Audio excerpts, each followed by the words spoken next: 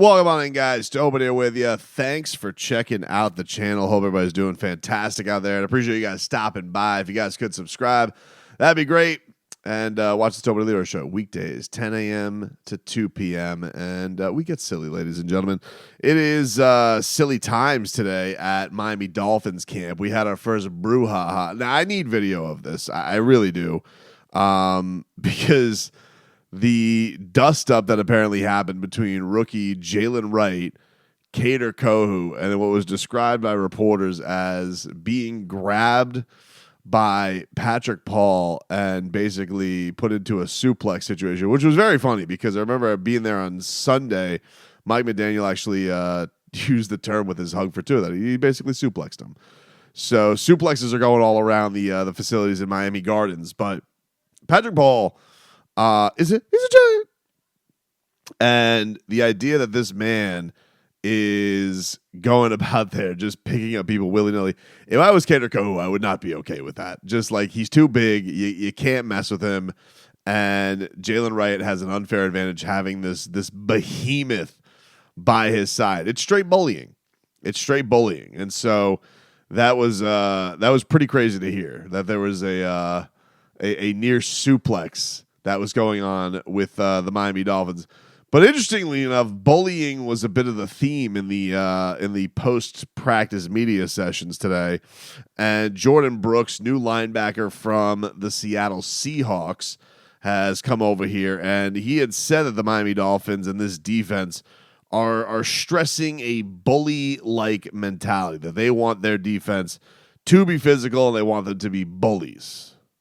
Just be physical, just be physical. I think a lot of that is just because how much attention Tyreek Hill draws, on the national stage. Just, the speed, and everybody pays attention to that, and which they should because it's that good. But, the defense kind of gets overlooked in that way. But I think that's everybody's mentality coming in. New guys like myself,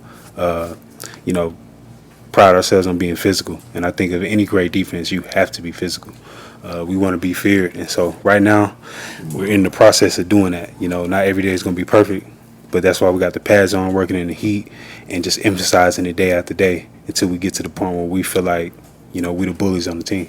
I mean, there's nothing about this that is not like just letting you have just goosies on top of goosies on top of goosies with what Jordyn Brooks is talking about. But it is interesting. The Miami Dolphins feeling like they need to shake this finesse type label that's off of them. And maybe it is on the defense to set that tone, because until the Miami Dolphins offensively really shake that, I don't know that the Miami Dolphins won't have that finesse label. Now, having your defense go out there and smack people upside the mouth and be fearful of playing you, maybe that will change the tone right away. I think San Francisco has some of that. Everybody goes up against them, both sides. They know it's a physical style. Baltimore, obviously, you have the bob and weave Anthony Weaver's defense coming over here. He's getting rave reviews from everybody.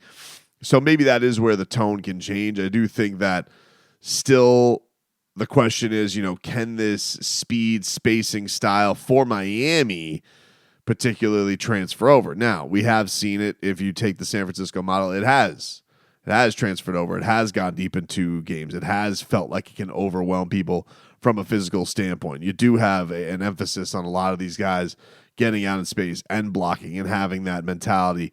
But it is interesting that the defense is still almost the barometer of this, and that's where we're hearing it. And apparently Jalen Ramsey had everybody around for I guess a post-practice speech to get everybody gathered around and get this mentality through to everybody. Well, Jalen Ramsey just talked about it for about 10 minutes after practice. For a long time. But I think that's just a mentality. Like, you have to have that mentality on defense, because we are reacting to what the offense wants to do, which really makes it harder, in my opinion, to play defense, because they know exactly what they want to run already. We got the call. We can have some, awareness of what they might run, but you don't know for sure. So you're always on your heels. So we can be the initiators, we can be the bullies. I think that makes you a dominant defense, to where you're proactive rather than reactive. Any insight in what Jalen told you guys? Say again. Any insight into what Jalen told you guys? I mean, without getting too fine of a detail. Yeah, I mean, I'll just leave it at that. You know, a lot of just things that the team need to hear. But that was one of the biggest things, is being bullied on defense. Listen, Jalen Ramsey's not one to mince words. This man will speak his heart to the media. He will speak it to his teammates. He has had a brashness, some would say cockiness, throughout his career. And, you know, that's one of those things. I get into arguments with people all the time. He's like, oh, Jalen Ramsey, he gets he's been burned a lot. He's not all he's cracked up to be. I'm telling you, dude, this guy is everything he's cracked up to be and more. Some you know, when you're going to be on the best receivers from time to time, you're going to get burned. That's just the way that it's going to be, and especially you're going up against the likes of a Jalen Waddle and a Tyreek Hill. But that guy's mentality, his fortitude, and especially feeling, I think, a little bit more empowered on this defense is going to go a long way. And the idea that you have this entire defense buying into this, having, I think, just a more enthusiastic manner. River Craycraft was saying this today. He goes, defense, you know, kicked the snot out of them today. They went live. They're doing some short yard situations, and you know they got the better of it. And it has felt like it, and that's a, you know, not an uncommon thing that defenses can get the jump on an offense. But think about this: the defense is getting the jump on the offense, and they're a new system and have a lot more new pieces than the offense does, right? So there is a little bit of something. Yes, the offense had a little bit of a weird first week because of the Tua thing. Tua was in and out. He wasn't, you know, necessarily out there for everything. But this is a couple days in a row where, you know, pads are on. Things haven't necessarily been ramped up. When I was out there on Sunday, I wouldn't say it was a dominant day either way, but it was kind of a hard day to judge. They were doing a lot of run stuff with no pads on.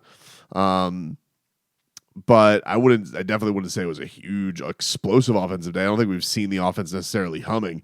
One of the things that has been a real concern, which I think is a fair way to put it, is the snapping between Tua and Aaron Brewer, because it feels very much like they are having some kind of a chemistry thing here.